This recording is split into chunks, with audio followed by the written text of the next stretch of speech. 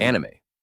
It's everywhere, streaming on your screen, filling convention halls, inspiring art and stories worldwide. But where did it come from? How did this vibrant, colorful medium go from flickering sketches in Japan to a global phenomenon? Let's dive into the history of anime, a journey that spans over a century and reflects a mix of creativity, culture, and resilience. The story starts in the early 1900s, when Japan's first animators began experimenting with motion pictures. Back then, film was new, and artists like Ōten Shimokawa and Junichi Kochi were inspired by Western cartoons. Think Felix the Cat or Betty Boop. In 1917, Shimokawa released Imokawa Mukuzo Genkanban no Maki, often cited as Japan's first animated short. It was simple, hand-drawn, and barely 5 minutes long, but it planted a seed. These pioneers used basic tools, paper, ink, and cameras, to mimic silent films, often adding slapstick humor or folklore tales. Most of these early works are lost now, destroyed by time or war, but they kicked off a tradition. By the 1930s, animation in Japan was growing, though it was still small scale. The government saw its potential, especially during World War II. In 1943, the Navy funded Momotaro Sacred Sailors, a 74-minute feature about a peach-born boy leading animals to fight demons. It was propaganda, sure, pushing wartime morale, but it was also a technical leap. Japan's first full-length animated film. The style was raw, influenced by Disney's smooth lines, but it hinted at something unique, storytelling with a Japanese twist. Post-war, the 1950s brought a turning point. Japan was rebuilding, and entertainment became a refuge. Enter Osamu Tezuka, the god of manga, who revolutionized anime too. In 1953, he launched Astro Boy, or Tetsuan Atom, on TV. It was black and white, about a robot boy with a heart, and it exploded. Tezuka adapted his own manga, cutting costs with limited animation, fewer frames, more static shots, but packed it with emotion and big ideas. This wasn't just kiddie stuff. It tackled war, humanity, and hope. Astro Boy set the blueprint. Serialized stories, bold characters, and a look, big eyes, expressive faces, that became anime's signature.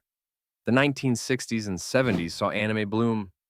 Color TV arrived, and studios like Toei Animation pumped out hits. Speed Racer, known as Mach Go Go Go in Japan, raced onto screens with fast cars and faster edits, catching eyes abroad. Meanwhile, mobile Suit Gundam in 19 brought giant robots and gritty war tales, proving anime could be serious, complex, and adult. These shows built fandoms, and Japan started exporting more, slowly at first. But the seeds were sown.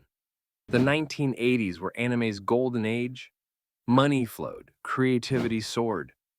Dragon Ball debuted in blending martial arts with wild adventures, while Akira hit theaters in 1988, a cyberpunk masterpiece with jaw-dropping visuals.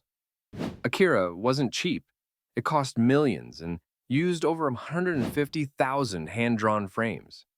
It showed anime could rival Hollywood blockbusters, and it blew minds overseas. VHS tapes spread these hits, and fans in the West started dubbing them, sometimes badly, but the passion was real. Studios like Studio Ghibli emerged too, with Hayao Miyazaki's Nausicaa of the Valley of the Wind in 1984 kicking off a legacy of lush, heartfelt films. Anime wasn't just TV, it was art. The 1990s made anime a global force.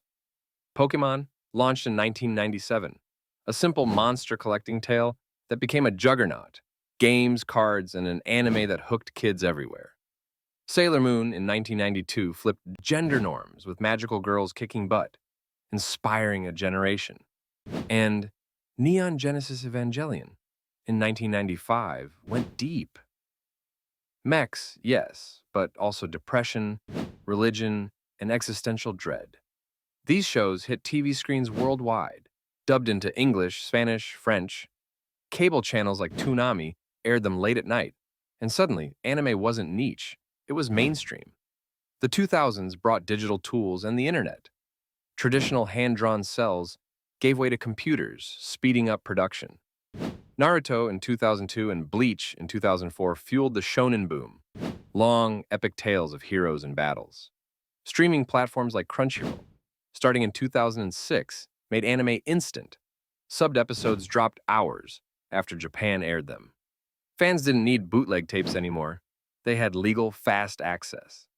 Anime conventions popped up globally, from LA to London, packed with cosplayers and voice actors. Today, anime's unstoppable. Demon Slayer in 2019 smashed box office records with its movie, Mugen Train, outgrossing Hollywood films in some markets. Attack on Titan, starting in 2019, gripped the world with its dark, brutal story. Japan's government even calls anime a soft power, boosting tourism and culture. Think Your Name in 2016, a romance that made people book trips to rural Japan. Studios collaborate with Netflix now, and stars like Billie Eilish name-drop anime in songs.